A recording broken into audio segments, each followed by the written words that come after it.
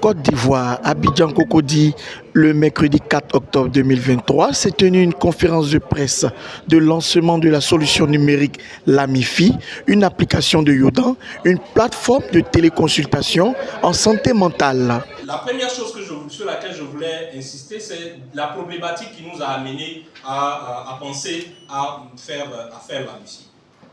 D'un point de vue de santé publique, les besoins en matière de santé mentale ne font que augmenter.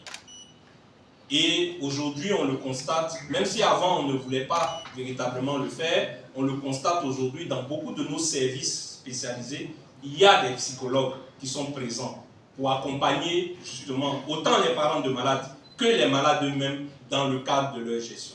On se souvient encore à l'époque, quand on était à la fac, quand une intervention chirurgicale devait se faire, on disait, mais à la télé, quand on voit qu'il y a un psychologue qui vient discuter avec la personne qu'on doit opérer, etc., etc. Mais en dehors de nos cliniques privées, même dans beaucoup de nos cliniques privées, je ne suis pas tout à fait sûr que ça existe. On a de très beaux exemples, et moi je suis content de voir une représentante du CNRO qui est là, parce que c'est l'un des centres aujourd'hui qui a intégré de manière très importante la gestion également, non seulement du malade, dans le cadre donc, de sa santé mentale, mais également de la famille du malade. Et ça, c'est vraiment quelque chose de très important parce que quand vous déclarez avec un cancer, c'est clair que vous avez l'impression que la vie s'arrête. D'accord? Diverses stratégies existent. Malheureusement, les professionnels de santé mentale ne sont pas nombreux. Il y a de vrais déserts médicaux en matière de santé mentale dans notre pays. Beaucoup d'endroits où vous ne trouverez même pas un psychologue, même pas un éducateur spécialisé, quelquefois. Donc, qui peut aider à orienter, alors que les problèmes sont nombreux. Certains échecs scolaires sont liés également à des problématiques de santé mentale.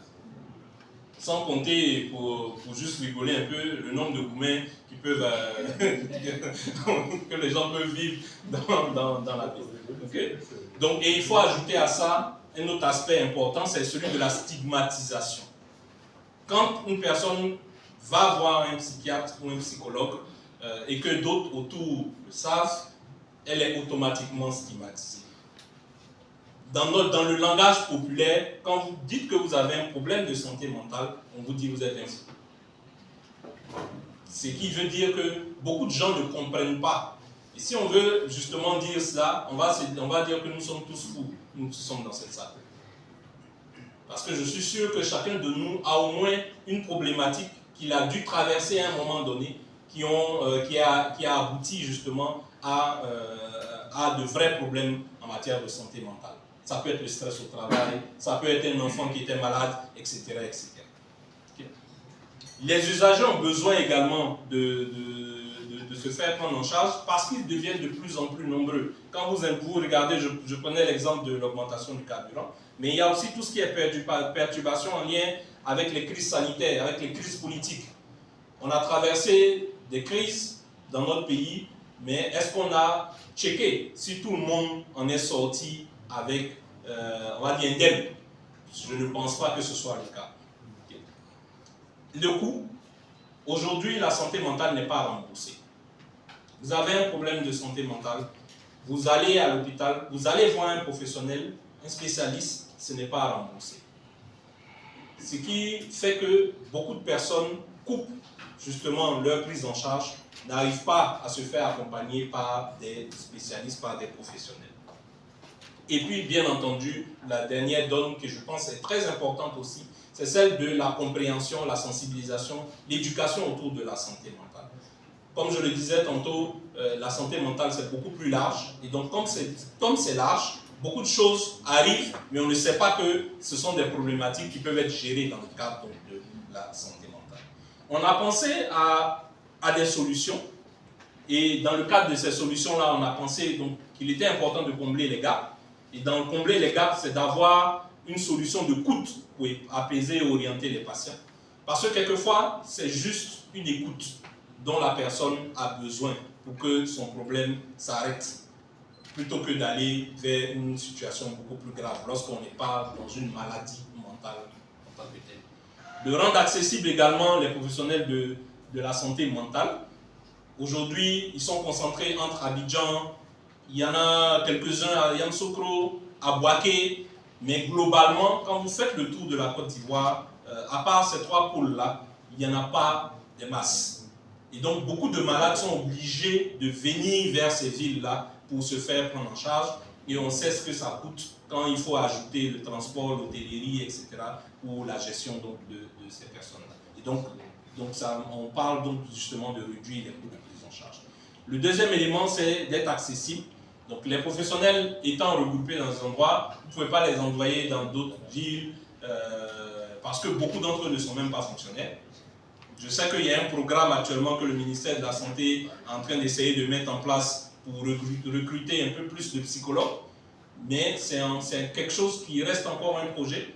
Et donc, tant que ça ne sera pas fait, on va toujours avoir un manque important de ces professionnels-là. Et il faut gérer le malade, mais il faut gérer également sa famille.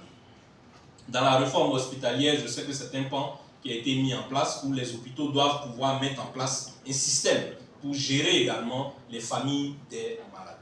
Du point de vue économique, il faut également que on va dire du point de vue économique et sécurité, en matière de santé mentale, c'est très sensible.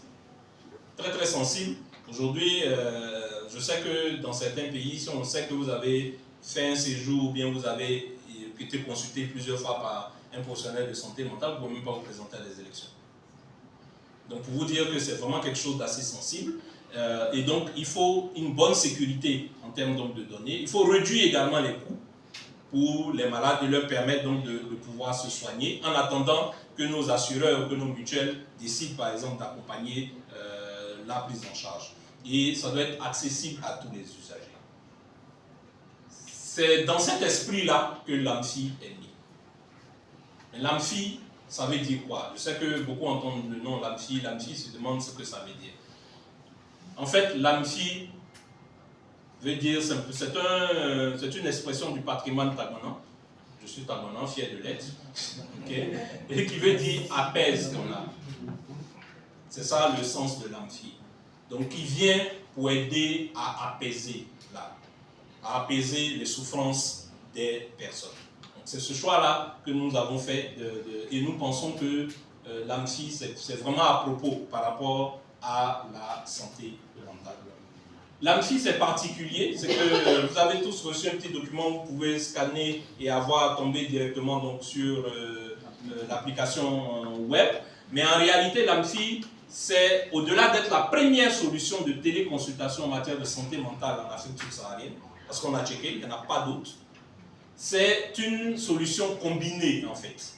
C'est la combinaison donc d'un centre d'écoute premium et d'une application de téléconsultation qui est exclusivement dédiée à la santé mentale et au bien-être. On a ajouté l'élément de bien-être parce que la santé mentale, c'est vraiment large. Et donc notre ambition est que nous puissions enrôler sur cette plateforme-là d'autres compétences qui pourraient aider également dans le cadre général donc, de la santé mentale. Un centre d'écoute dans lequel ce sont des professionnels de santé mentale qui seront présents pour écouter, apaiser de manière neutre et de manière totalement neutre et bienveillante donc les personnes qui vont appeler dans ce centre, donc leur permettant ainsi d'avoir un premier aspect d'écoute, un premier aspect également d'orientation, parce que justement, l'une des questions qu'on se posait quand on a fait la plateforme, c'est que beaucoup de gens ne savent même pas s'ils vont sur la plateforme. Je vais voir un psychologue. Ok, il y a plusieurs spécialités de psychologue, je choisis lequel. Je veux voir un psychiatre. Est-ce que ce que j'ai là, c'est vraiment un problème de psychiatre? Donc beaucoup de gens ne savent pas. Et pour cela, sur la plateforme, il y aura un chat. Il y a un chat qui permet donc aux personnes de pouvoir poser une question lorsqu'elles sont déjà dessus. Mais pour les entités qui auront accès, par exemple, au centre d'écoute premium, ce sera un outil d'orientation. Donc, en plus d'apaiser, on pourra leur dire exactement vers quel professionnel s'orienter, soit sur la plateforme ou bien dans un des centres existants sur notre territoire pour pouvoir accompagner donc, le malade. Et bien entendu, vous avez l'application, une application donc qui est de prise de rendez-vous et de téléconsultation.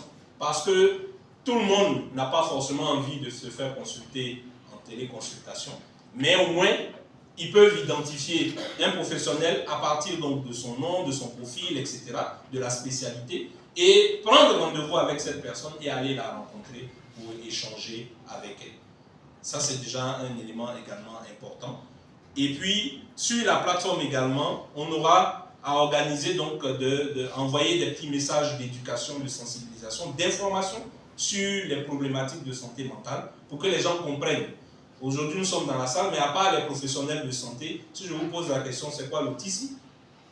Beaucoup ont entendu.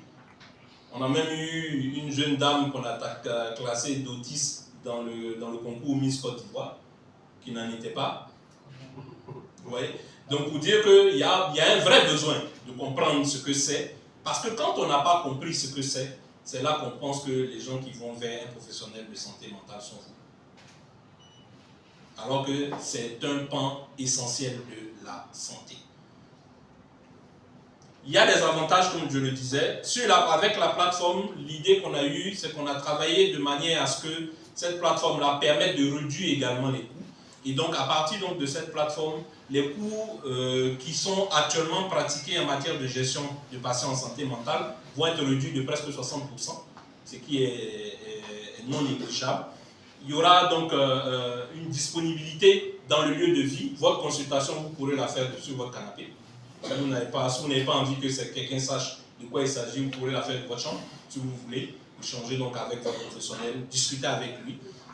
Il y a un respect strict de la confidentialité des données. Ce qu'on a fait, c'est que sur la plateforme, aujourd'hui, le dossier du malade n'est pas sur la plateforme.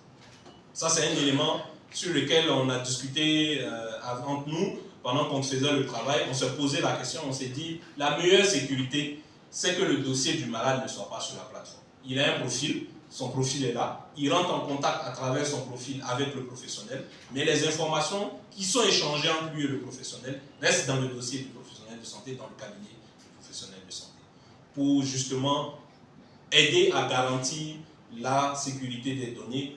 Bien entendu, nous travaillons également à respecter les règles donc, de la RTCI aussi en matière de gestion des données à caractère personnel.